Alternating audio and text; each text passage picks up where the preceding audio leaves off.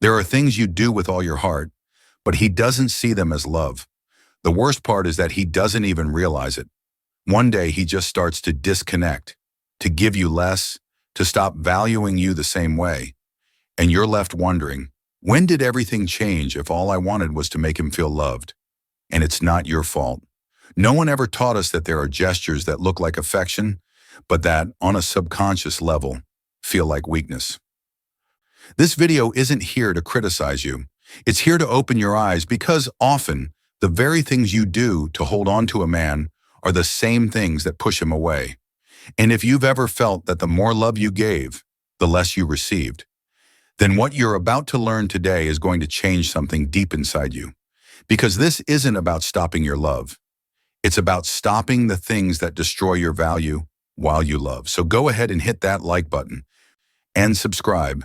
It's totally free and it helps me out a lot. Ready? Let's begin. Blind spot 1.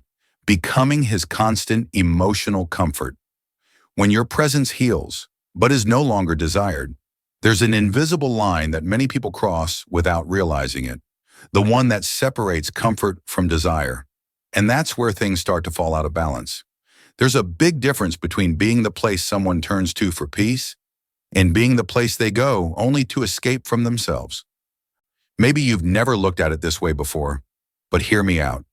When you become his automatic containment, his instant relief, his unconditional refuge, you might be slowly erasing the mystery that once made you desirable. And no, you're not doing anything wrong from an emotional logic standpoint.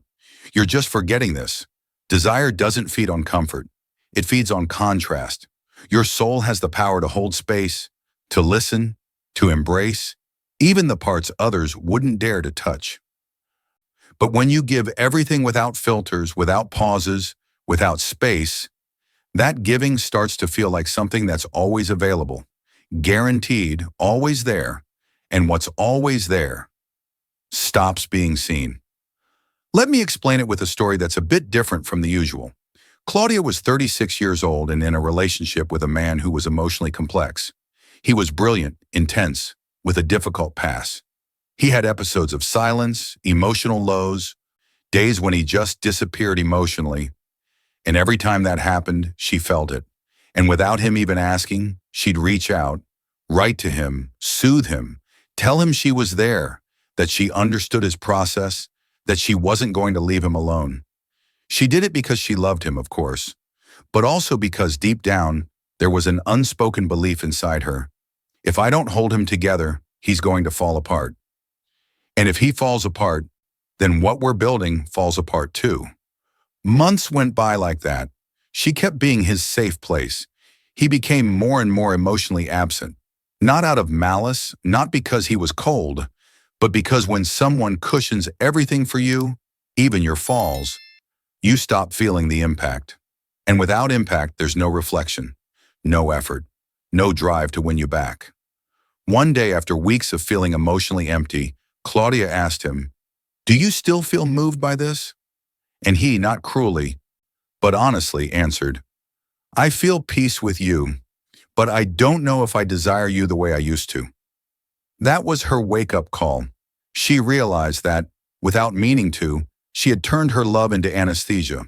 She had protected him so much he stopped feeling anything. And the worst part, she stopped feeling something for herself.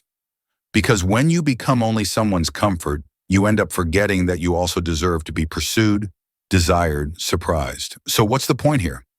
It's not that you stop being compassionate. It's not that you become cold or distant.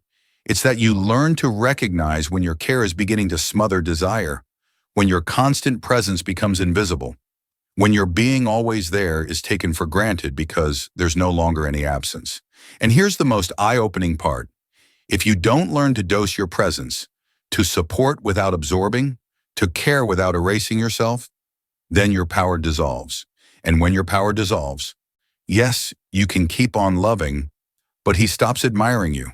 And when that unconscious respect disappears, the relationship turns into emotional routine, calm without magnetism, companionship without fire. And that's not what you're here for. You weren't made to be anyone's emotional therapist. or the vibrational mother of a man who hasn't yet learned to hold himself up. You were made to share your light, not to replace his, to be a refuge, but also a mystery, to offer and embrace, but also sacred distance, to give support without erasing your own boundaries. And this doesn't mean you stop loving. It means you start loving from your center, not from your emptiness. And now what's coming next is even more powerful. Because in the next point, and no, you won't see it coming, you're going to discover how the peace you generate, if you live it with conscious presence, can actually reignite something he had lost, the deep desire to win you over again. Get ready, because you haven't heard this before. Blind spot number 2, avoiding conflict at all costs.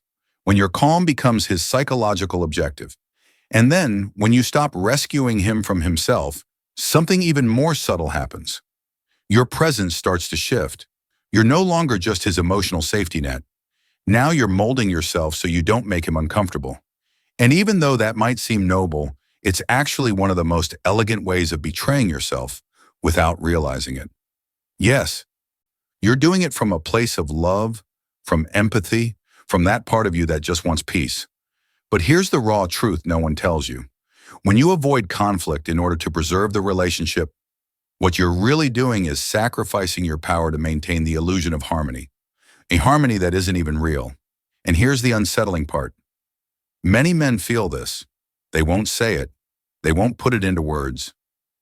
But they'll sense it at the most primal level of their psyche, that a relationship where everything is agreeable, where nothing is challenged, where there's no tension or boundaries, is a relationship that awakens neither the inner child nor the grown man, only the sleeping ego. Let me tell you a story that explains this without sugarcoating it. Naomi was 39 and worked as a flower essence therapist. She had developed a deep level of emotional awareness. When she met Ernest, a charismatic, impulsive, and somewhat erratic man, she believed that her presence could help bring balance to him. And at first it did. He was captivated by her calm demeanor, by her ability to speak gently even when he was agitated, by the way she could say everything was fine, even when it wasn't. But over time, what began as admiration turned into a power dynamic. Ernest started pushing boundaries, not aggressively, but emotionally. He'd show up late, and she'd wait without saying a word. He'd make plans and change them without remorse. He'd say cutting things disguised as jokes, and she'd smile to keep the peace. And every time something inside her wanted to say, "This doesn't sit right with me," a little voice would speak up. "Don't make a fuss, Naomi. This is just how he is. Don't be that intense woman who complains about everything." Until one evening, while he talked distractedly on the phone during a dinner she had lovingly prepared, something in her broke. Not because of what he had done, but because of what she had stopped doing for herself.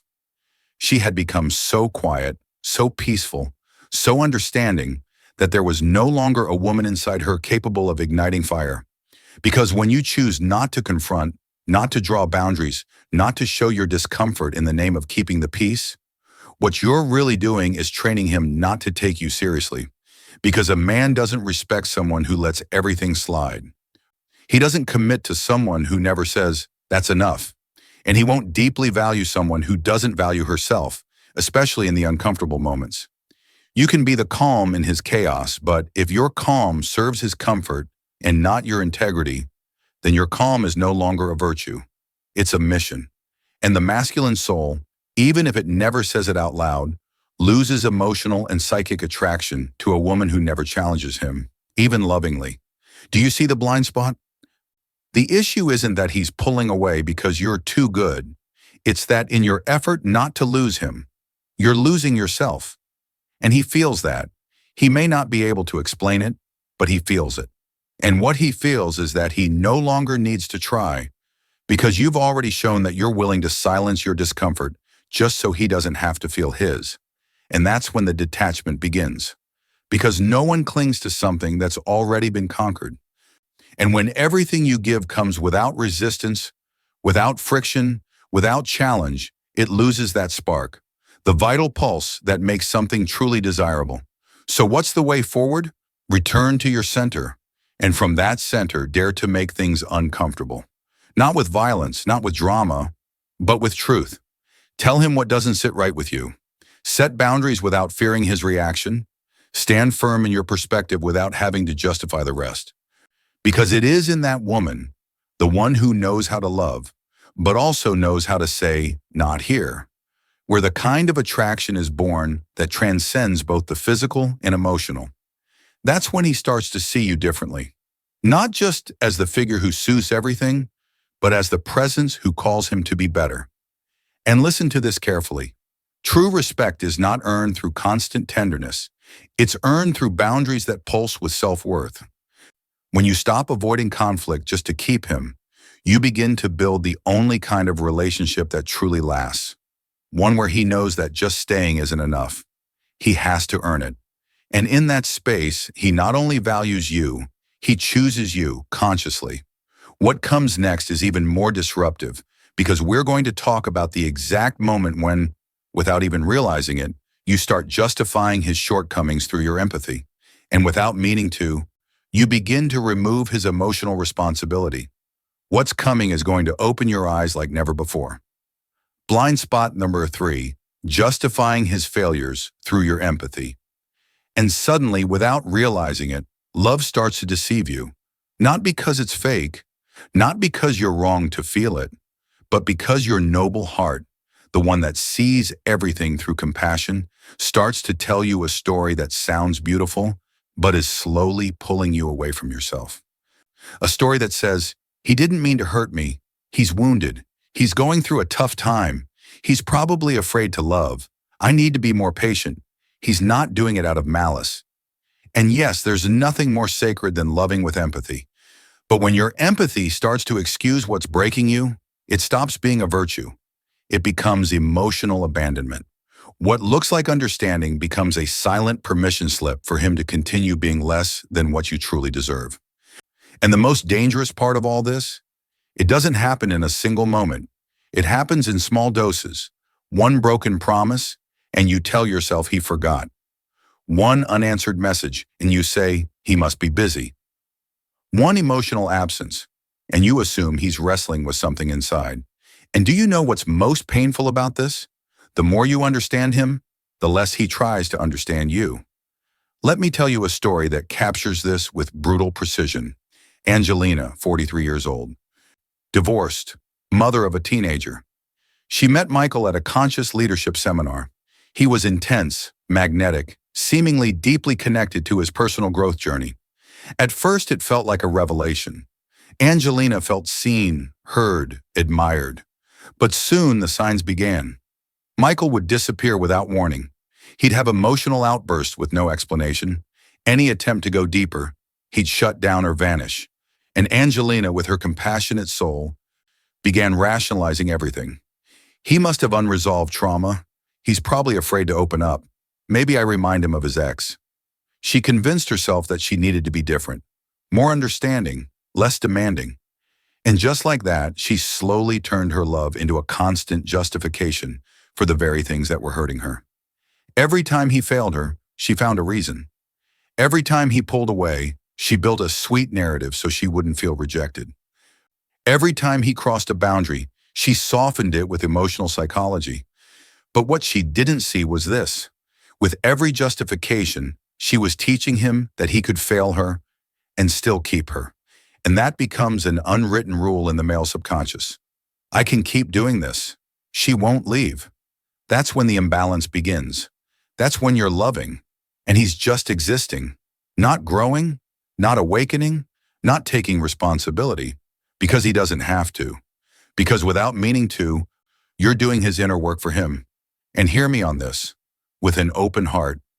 There is nothing more devastating for the feminine soul than continuing to give compassion to someone who's no longer showing up for their own healing.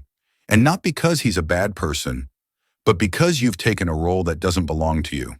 The role of his emotional therapist, his inner analyst, his silent justifier, and that drains you.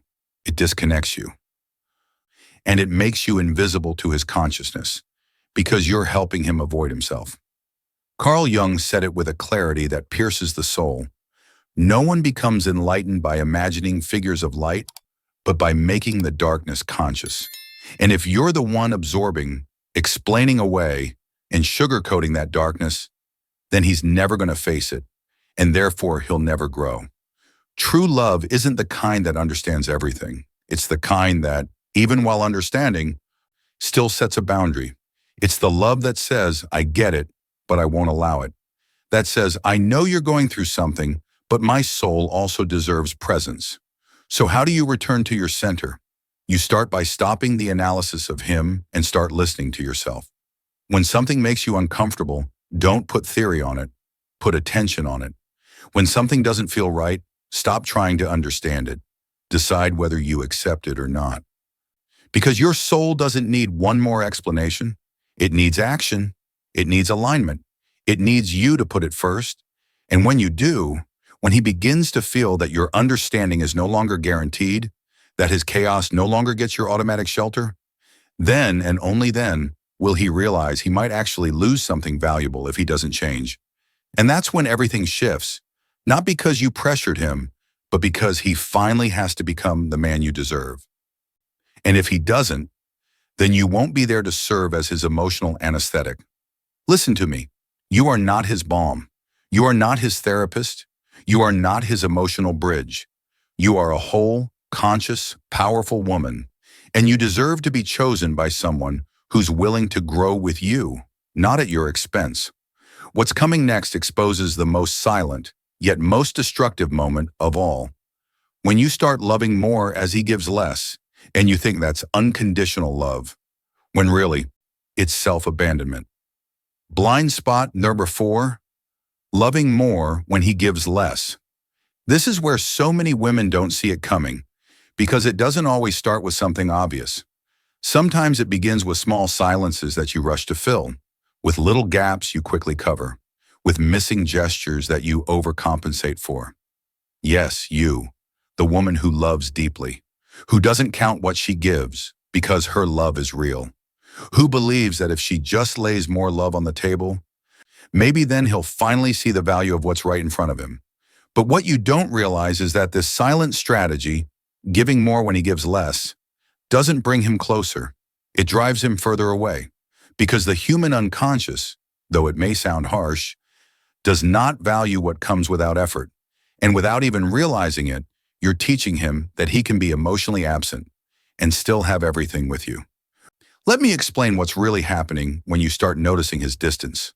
That subtle disconnect, that I need to focus on myself, that I've got a lot going on.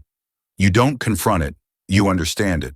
And because you understand it, you don't pull back, you wait. And because you wait, you don't stop, you give more. You love harder. The result? He feels he can give less, and you'll cover the difference. He turns down the emotional volume, and you turn it up. He walks slower, and you start running so you don't lose him.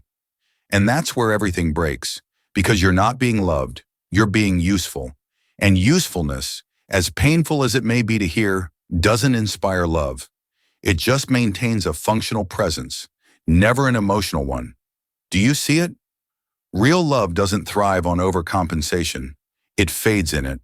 And I say this not to judge you, but to speak a truth I've seen repeat itself over and over in extraordinary, wise, sensitive, intuitive women. Women who, when they feel something growing cold, don't pull back to listen to their intuition. They rush in to give more, to rescue, to prove that what they feel is real. And yes, what they feel is real. But the way they're expressing it is destroying the magnetism.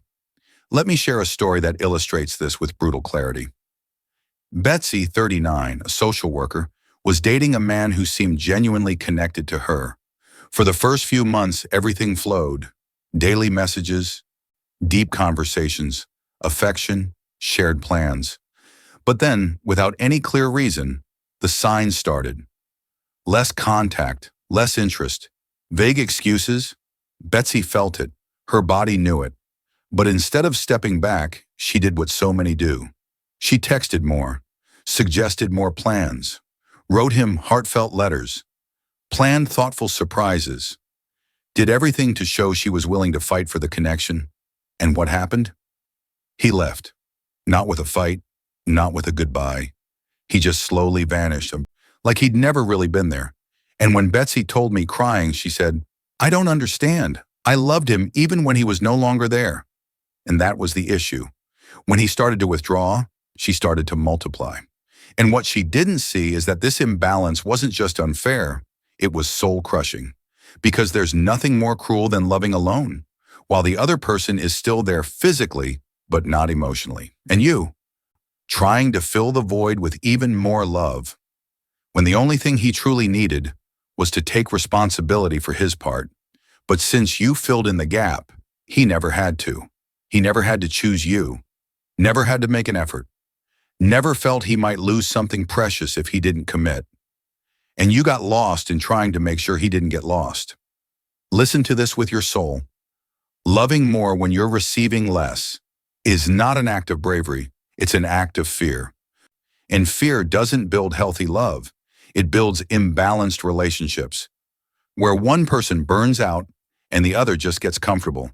So the next time you feel that urge to give more, to prove more, to do more, ask yourself, why am I working so hard for someone who isn't working for me?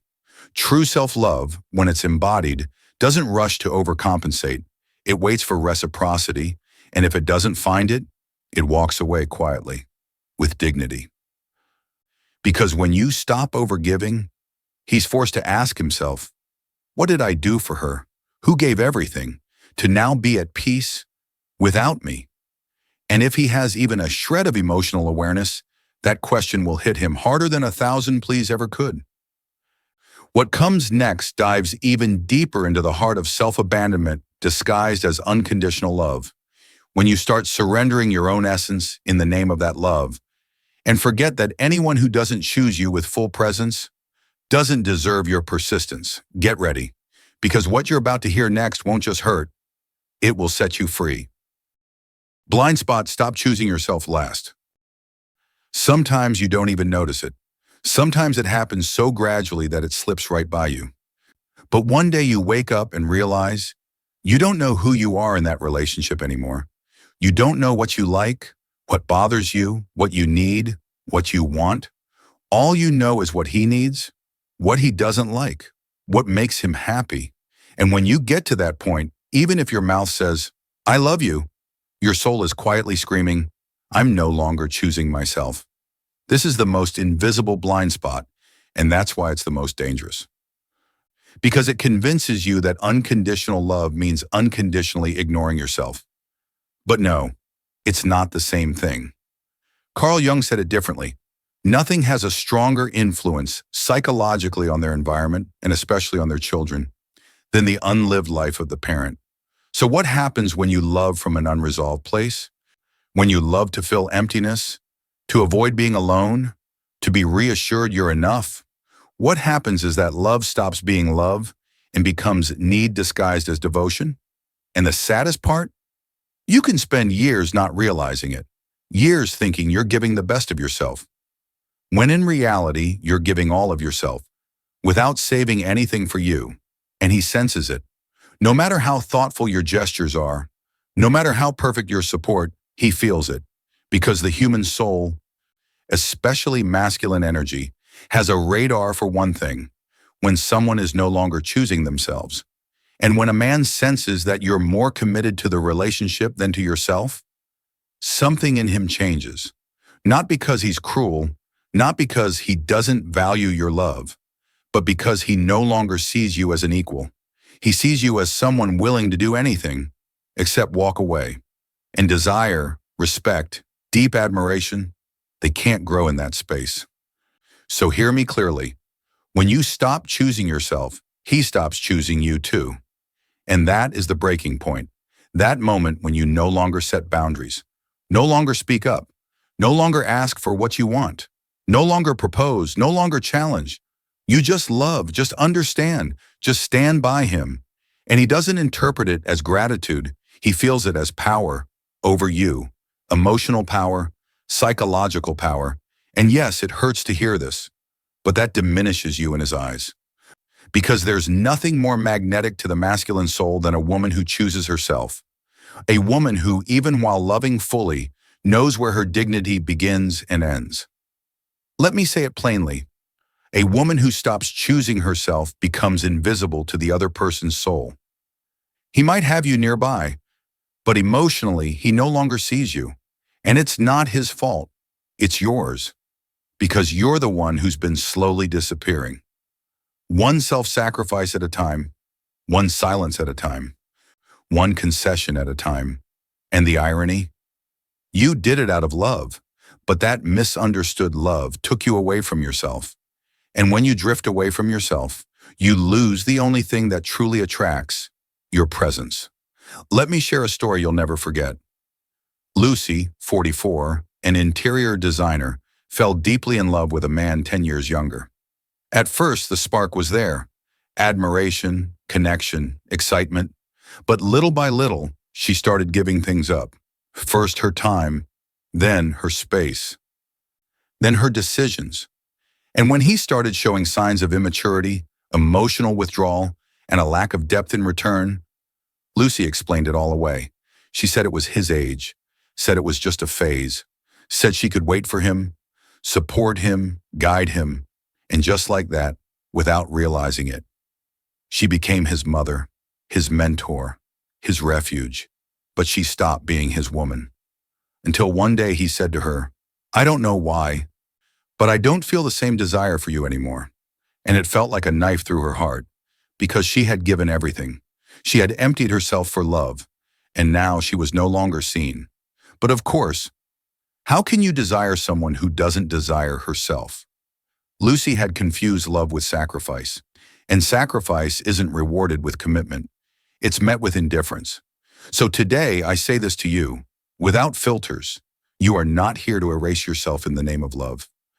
You are here to love yourself out loud, to choose yourself without guilt, to be so fully you that the other person has no choice but to truly see you. And if they see you and don't choose you, then that's not a loss, it's protection. Because the woman who no longer chooses herself is destined to live in relationships where she's always the functional option, but never the unforgettable vibration. So remember this, always. The love you give has no value if, in giving it, you stop giving to yourself.